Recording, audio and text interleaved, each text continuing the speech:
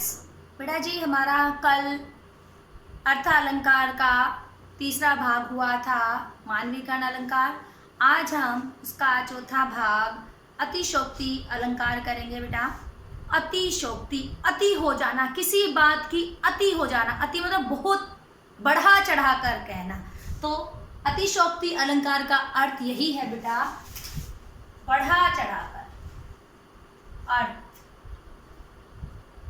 बढ़ा चढ़ाकर कहना। ठीक है, बढ़ा चढ़ाकर कहना। तो इसकी परिभाषा क्या होगी बेटा?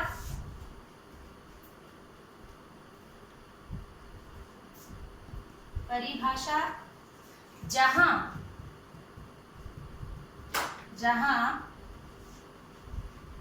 जहां किसी बात को इतना बढ़ा चढ़ाकर कहा जाए कि वह अपनी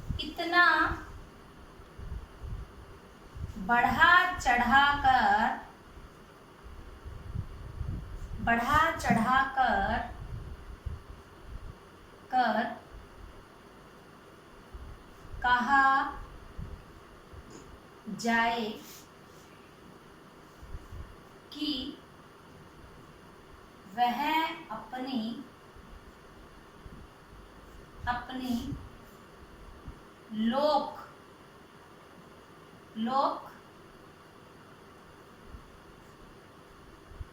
सीमा से बाहर हो जाए। जहां किसी बात को इतना बढ़ा चढ़ा कर कहा जाए कि वह अपनी लोक सीमा मतलब लोगों की सीमा से, यानी कि हम वो बात नहीं कह सकते कि हो ही नहीं सकती, लेकिन उसको फिर भी बढ़ा चढ़ाकर कहते हैं ना, मिर्च मसाला लगाकर बात को कहता है कोई।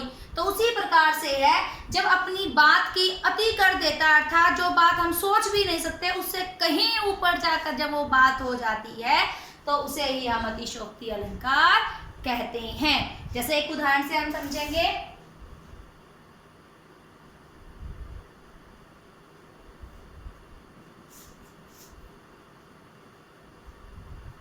हनुमान की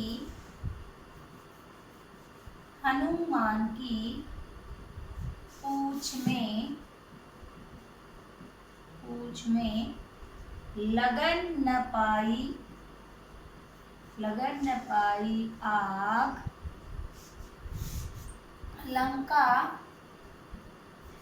लंका सिगरी जल गई, गए निशाचर भाग। समझ में आया बेटा? हनुमान की पूंछ में लगन न पाई आग, लंका सिगरी जल गए निशाचर भाग। इसका मतलब क्या है बेटा? कि अभी हनुमान की पूंछ में आग लगी भी नहीं थी कि सारी लंका जल गई। हो सकता है कि अभी हनुमान की पूंछ में आग लगाई भी नहीं है और पूरी लंका का जल जाना। ठीक है, तो ये भी एक क्या है, बात बढ़ा चढ़ाकर कवि ने कही है। तो हम यहाँ पर इसका स्पष्टीकरण कैसे करेंगे?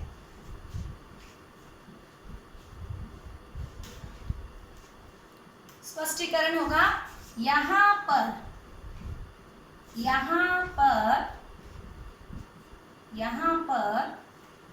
लंका दहन मतलब जलना, लंका दहन का वर्णन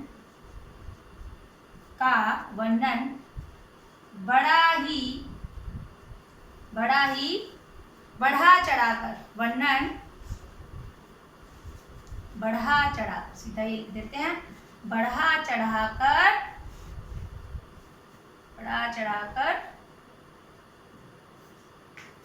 किया गया है, अतः यहाँ पर अतः यहाँ पर कौन सा अतिशयोक्ति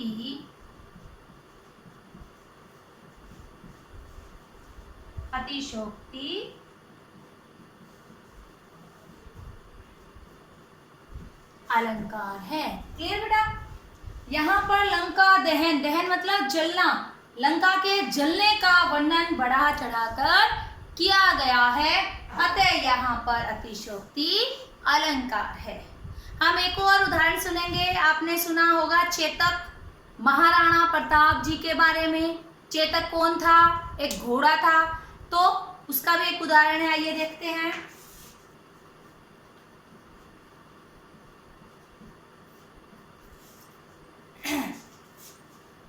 आगे नदियां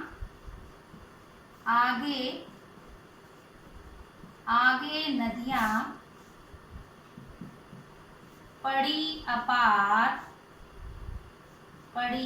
अपार,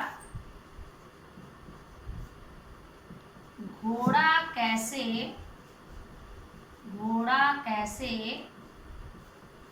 उतरे पार।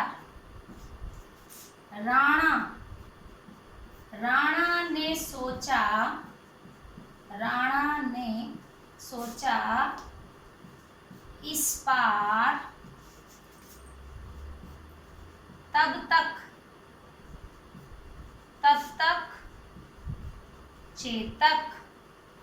चेतक था उस पार।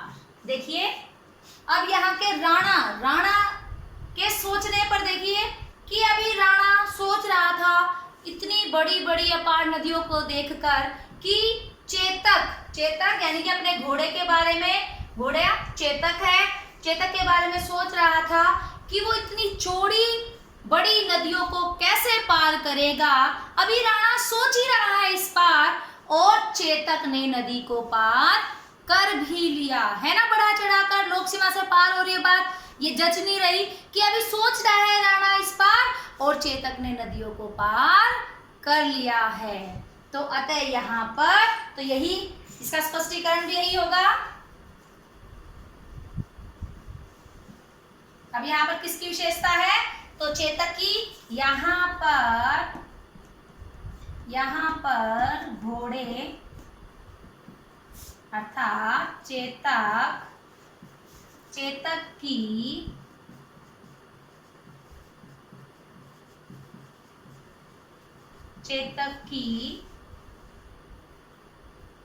चेतक की विशेषताओं का वर्णन बढ़ा चढ़ाकर किया गया है, अतः यहाँ पर कौन सा अतिशयोक्ति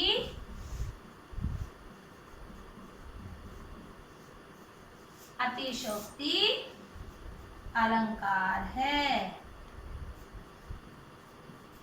क्लियर बेटा?